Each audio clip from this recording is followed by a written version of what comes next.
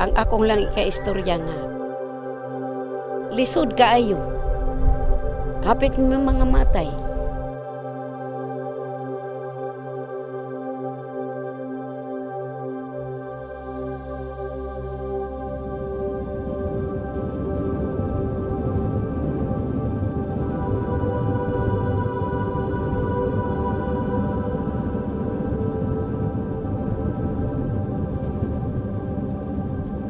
Niyaman mi sa tin kay was out man among balay sa barangay 6.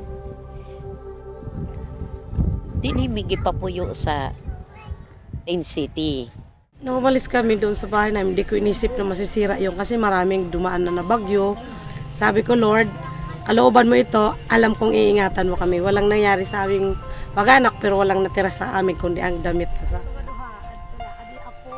Tapos nung kinamagahan, sinabi ng kapitbahay namin na wala na lahat, kahit isa walang natira. UN Habitat is supporting local governments in achieving sustainable development in the context of the post-Haiyan response. When you try to achieve sustainable development, there has to be a balance between 4 pillars. In the framework, we are focusing on social, economic, environment, infrastructure, all under and anchored with good governance.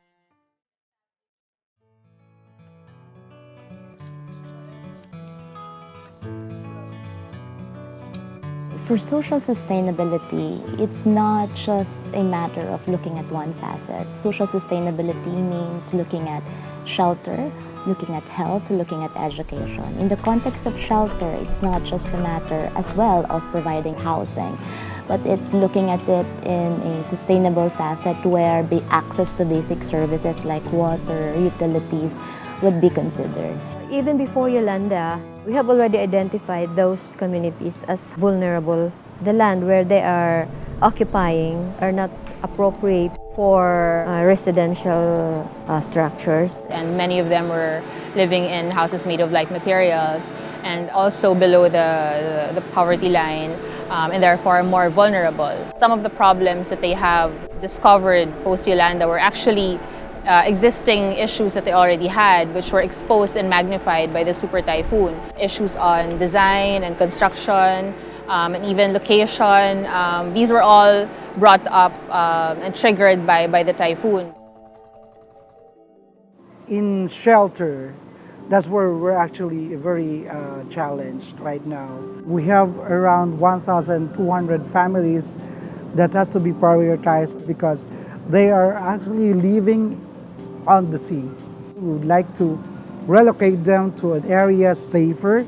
The challenge there is that we will be uprooting them from the places where they do their living. Sometimes people sacrifice the structure and the location of their house over livelihoods because they prefer getting money for food or food for the day.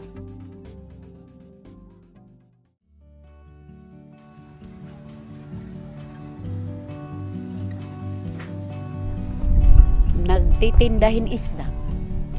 Kasi yung lolo namin, yung ama namin, mangingisda na. Yung pangingisda, yun lang alam namin. Dati, nandun pa kami sa barangay 6. Yung asawa ko nangingisda, ako nagtitinda ng isda sa palengke.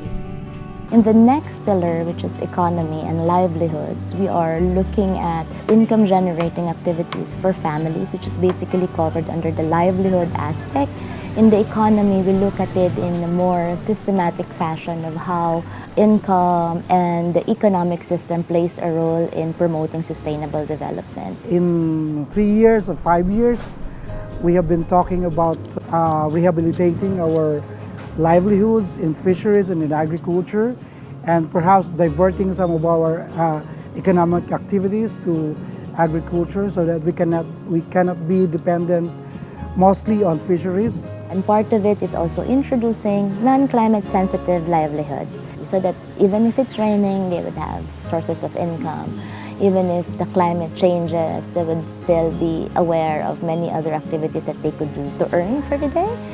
Kung kuhan nga, tagana ko yung iba nga pagkabuhayan, pwede na. So the sentiment of people being very open to movement is because they now know the dangers. Most of them accept the fact that they're living in a highly dangerous area. But again, it's not just about their housing. They need to live and earn an income so that they could access more services and provide food for their families. It's a matter of making sure that the infrastructure that links this works for them.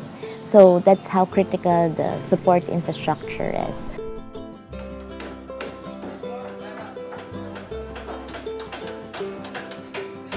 The third pillar is infrastructure.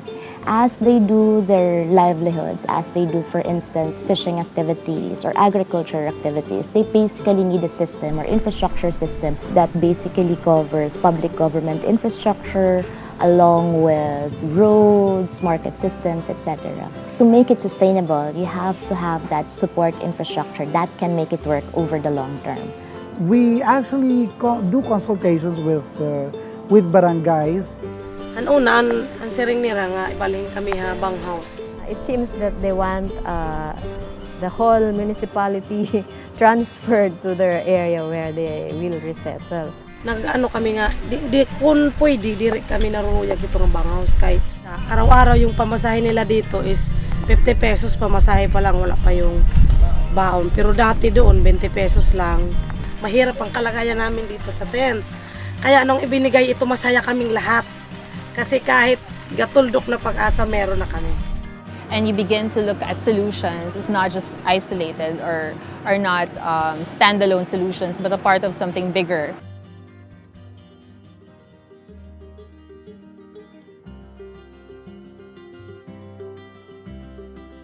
The fourth pillar, which is environment, is a bit of a tricky part when it comes to recovery and rehabilitation. But the goal of UN Habitat is to make sure that the environment or the natural environment remains to be sustainable to support all the recovery and rehabilitation that's going to happen.